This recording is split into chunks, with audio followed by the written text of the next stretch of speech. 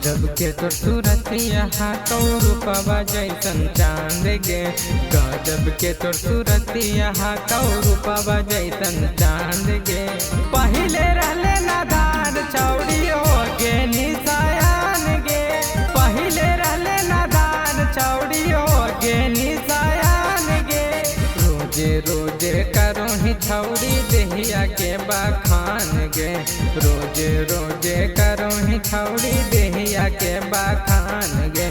पहिले रहले नादान छौड़ी हो गे निशायान गे। पहिले रहले नादान छौड़ी हो गे निशायान गे।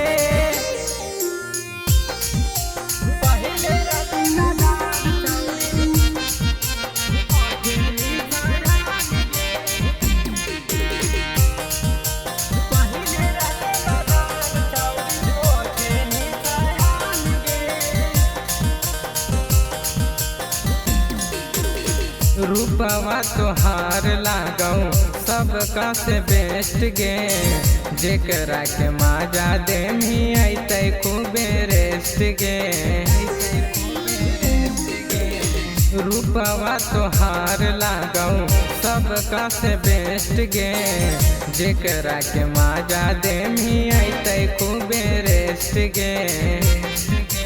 लागो कि तोरा बनल खूरा सत से भगवान गे।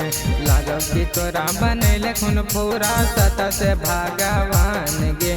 पहिले रहले नादान छौड़ी हो गे निशायान गे। पहिले रहले नादान छौड़ी हो गे निशायान गे। पहिले रहले नादान छौड़ी हो गे निशायान गे।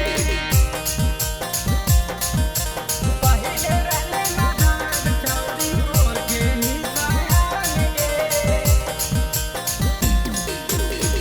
यादव नीतीश के बाद नाइले फ्रेंड गे। अनुज सिंह के दिल के बना जो धाड़ा कान गे। यादव नीतीश के बाद नाइले फ्रेंड गे। अनुज सिंह के दिल के बना जो धाड़ा कान गे। गजब के तो सूरतिया तो रूपवा जैसन चांद गे। गजब के तो सूरतिया तो रूपवा जैसन चांद गे। पहिले रहले नादान छौड़ी हो गे निशायान गे।